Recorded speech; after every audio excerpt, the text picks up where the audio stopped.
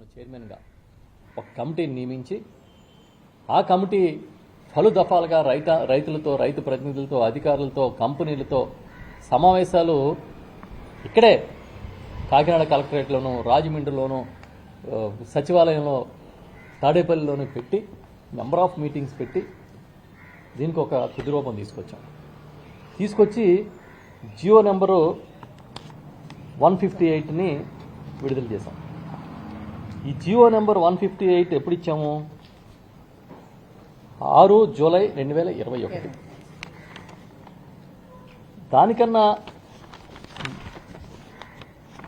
ఈ 6/7/2021 ఇచ్చిన ఈ జియో ఏంటంటే ఇది ఉచితంగా రిజిస్ట్రేషన్ ఫీజు లేకుండా 2180 ఎకరాలు వెనక్కి ఇవ్వడానికి ఇచ్చిన జియో. దీంతోపాటు ఈ మొత్తం ఈ భూముల్ని వెనక్కి ఇవ్వడానికి ఉద్దేశించింది జియో నెంబర్ 12.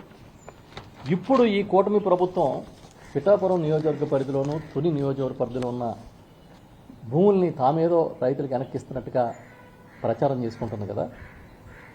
దానికి ఏమి ఇచ్చారు వాళ్ళు అంటే ఒక మెమో ఇచ్చారు.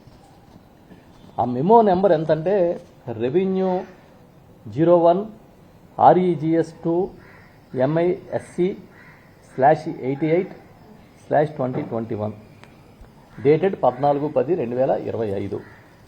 ఇందులో ఏం రాశారో తెలుసా? 2021 జూలై 6వ తేదీన ఇచ్చిన జియో నెంబర్ 158ని అంటే జగన్మోహన్ రెడ్డి గారి నాయకత్వంలో ఉన్న ప్రభుత్వం, ఆయన ముఖ్యమంత్రిగా ఉన్న ప్రభుత్వం ఏదైతే ఈ భూములు వదిలేస్తూ రైతులకి తిరిగి అప్పగిస్తూ జియో ఇచ్చిందో ఆ కండిషన్స్ని అమలు చేయండి అని మెమో ఇచ్చింది. బహుశా అర్థమైంది అనుకుంటున్నా. వీళ్ళు ఇచ్చిన మెమో ఏంటంటే జగన్ గారి జియోని అమలు చేస్తూ మెమో, అంతేగాని వీళ్ళేం జియో ఇవ్వలే. అంటే అర్థం ఏంటి? భూములు ఎవడు వదిలేసినట్టు, భూములు ఎవరు కాపాడినట్టు రైతులకి? 2180 ఎకరాలు ఆ రోజు కాపాడక ముందు, ఏదైతే రైతులకి ఇవ్వడానికి ముందు, అసలు 2003 నుంచి చరిత్రలోకి వెళ్తే ఎంత అరాచకంగా చంద్రబాబు నాయుడు ప్రభుత్వం బిహేవ్ చేసిందంటే చెప్పక్కర్లే. ఎవరైతే సజ్జ పోరాట కమిటీ ఉందో ఆ నాయకుల్ని గృహ నిర్బంధాలు చేశారు. ఆ గ్రామాల్లో పోలీస్ పికెట్లు పెట్టారు. నోరెత్తిన వాళ్ళందరినీ కూడా జిఎంఆర్ నాయకత్వంలో, కేవీరావు నాయకత్వంలో అణగదొక్కారు. సెంట్రల్ కేసు పెట్టి రాజమండ్రి సెంట్రల్ జైల్లో స్నేహ బ్లాక్లో బాత్రూములు గడిగించారు మాతో అని చెప్పి ఆ రోజు పోరాట కమిటీ నాయకులే పలు దఫాలు మీడియా ముందుకు వచ్చి చెప్పారు. అదే వరవడిలో మొదటేమో ఒక మాట చెప్తాడు అధికారంలోకి వచ్చి రాకముందు చంద్రబాబు. 2012లో వచ్చి ఏరువాక సాగాడు. మళ్ళీ మేము అధికారంలోకి వచ్చిన వెంటనే ఇచ్చేస్తానని చెప్పిన పెద్ద మనిషి అధికారంలోకి వచ్చిన వెంటనే ఇదే జిఎంఆర్కి కొమ్ము కాసి వాళ్ళకి జీ హుజూర్ అని వాళ్ళు ఏం చెప్తే అది ఆ జిఎంఆర్ కేవీరావుకి తొత్తులాగా పనిచేశాడు.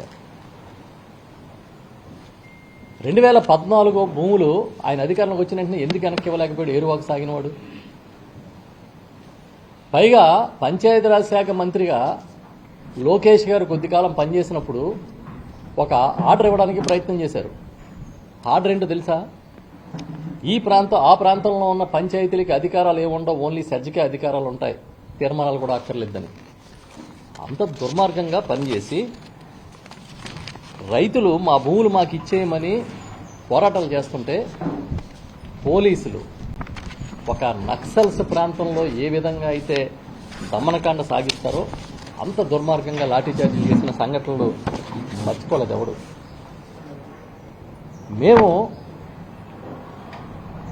జగన్మోహన్ రెడ్డి గారు ముఖ్యమంత్రిగా వచ్చిన తర్వాత ఆ రోజు ఆయన తీసుకున్న నిర్ణయాన్ని అమలు చేయడానికి 2020లోనే ఆ కమిటీని కాన్స్టిట్యూట్ చేశారు. కమిటీని నియమించి 2021లో సంవత్సరంలోనే దానికి సంబంధించి అప్పగిస్తూ ఒక జీవో తీసుకొచ్చాం. ఆ జీవోలో చాలా అంశాలు ప్రస్తావించాం. కొన్ని గ్రామాలు అప్పటికి ఎక్విజేషన్లో చేసిన కొన్ని గ్రామాలని వదిలేశాం. ఉదాహరణకి శ్రీరాంపురం, బండిపేట, ముమ్మిడివారిపోడు, పాటివారిపాలెం, రావివారిపోడు, రాఘవరామపురం, ఈ గ్రామాలన్నీ కూడా ఎక్విజేషన్లో ఉంటే ఆ గ్రామాలన్నింటినీ కూడా ఎక్విజేషన్లో తొలగించాం. ఇవాళ గ్రామాలు నామరూపాలు లేకుండా చేయాలని ప్రయత్నం చేసిన చంద్రబాబు నాయుడు అక్కడ ఎస్సీజెట్ రావడమే ముఖ్యం, మీ జీవితాలు ఎలా పోయినా పర్వాలేదు అనుకున్న చంద్రబాబు నాయుడు తిరిగి మళ్ళీ వచ్చి ఏదో ఇప్పుడు ఆయన చేసినట్టుగా ఆయన కూటమి నాయకులు కలిపి ప్రచారం చేసుకుంటే ఏం చెప్తాము, ఎలా చెప్పాలో మాకే అర్థం కావట్లేదు. ఎందుకంటే ఇక్కడ ఆ కూటమిలో ఇవాళ భాగస్వాములుగా ఉన్న చాలామంది నాయకులకి వాస్తవాలు తెలుసు. తెలియక మాట్లాడితే నేను చెప్పొచ్చు, తెలిసే మాట్లాడుతుంటే ఇంకెలా చెప్పాలి? జగన్ గారు ఇవాళకి కాదు ఏ వాటికైనా సరే హిస్టారికల్ లీడర్, ఎస్సీజెడ్కి సంబంధించి చారిత్రాత్మక నాయకుడిగా మిగిలిపోతాడు. 16 రాష్ట్రాల్లో ఎస్సీజెడ్ కేసులకి జగన్ గారు ఇక్కడ భూములు ఎస్సీజెడ్ నుంచి తొలగించిన కేసే ఆధారంగా సుప్రీంకోర్టులో కేసులు నడుస్తున్నాయి. ఆంధ్రప్రదేశ్లో జగన్ గారు వదిలేయగలేంది మీరెందుకు వదలరని చెప్పి సుప్రీంకోర్టులో కేసులు నడుస్తున్నాయి. మేము వెనక్కిచ్చిన భూముల్ని మళ్ళీ మేము ఇచ్చామని చెప్పుకోవడం కాదు, చిన్న టెక్నికల్ రీజన్తో మొత్తం 2180 ఎకరాల్లో సుమారు 1000 ఎకరాలు పైగా వైఎస్ఆర్ హయాంలోని రిజిస్ట్రేషన్లు జరిగిపోయింది. రైతులకి సర్వేలు చేసి భూములు అప్పగించేశారు, రిజిస్ట్రేషన్లు జరిగిపోయింది. మరొక 1000 ఎకరాలు రిజిస్ట్రేషన్ జరగాల్సి ఉంది. ఏమైంది అంటే ఆ టైంలో రిజిస్ట్రేషన్ డిపార్ట్మెంట్ ఒక ప్రైమ్ వెర్షన్ 2.0ని తీసుకురావడంతో అక్కడ టెక్నికల్గా అది ఛార్జీ లేకుండా ఉచిత రిజిస్ట్రేషన్లు తీసుకోకపోవడం వల్ల డిలే జరిగింది, సాఫ్ట్వేర్ డిలే. ఈ క్రమంలో ఆ 1000 ఎకరాలు రిజిస్ట్రేషన్ అవ్వలేదు, కానీ రైతుల చేతిలోనే ఉన్నాయి. కానీ దాన్ని ఇప్పుడు ఆ రిజిస్ట్రేషన్ డిపార్ట్మెంట్ అదే ఉచిత రిజిస్ట్రేషన్ చేయడానికి ఈ ప్రభుత్వం మెమో ఇచ్చింది. ఇచ్చి మొత్తం భూములన్నింటినీ మేమే తీసేసామన్నట్టుగా ప్రచారం చేస్తున్నాం. మేము అడుగుతున్నాం, ఇప్పుడు మేము ఇచ్చిన 158 జీవోలో ఇంకా చాలా అంశాలు ఉన్నాయి. స్థానికులకి 75% ఉద్యోగాలు ఇవ్వాలని ఒక నిర్ణయాన్ని ఆ రోజు కేబినెట్ తీసుకుంది. కమిటీ సిఫార్సు మేరకు జగన్మోహన్ రెడ్డి గారు ఇది ఖచ్చితంగా జరిగి తీరాల్సిందని చట్టం కూడా చేశారు. ముందు దాన్ని అమలు చేయించారు. దాన్ని అమలు చేయండి ఫస్ట్. అలాగే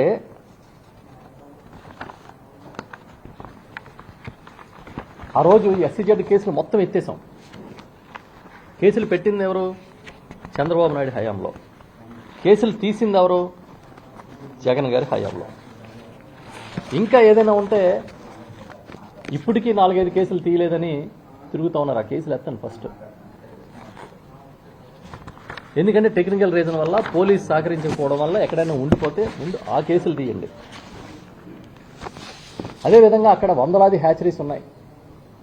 ఆ హ్యాచరీస్ని కాపాడడం కోసం, పొల్యూషన్ సముద్రంలో కలవకుండా ఉండడం కోసం కూడా ఆ జీవోలో స్పష్టమైన ఆదేశాలు ఇచ్చాం.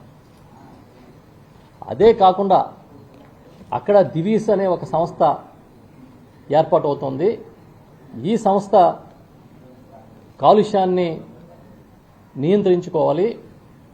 ఒకవేళ కానీ ఆ వాటర్ని సముద్రంలో వదిలితే అక్కడ మత్స్యకారులకి ఉపాధి నష్టం జరుగుతుంది.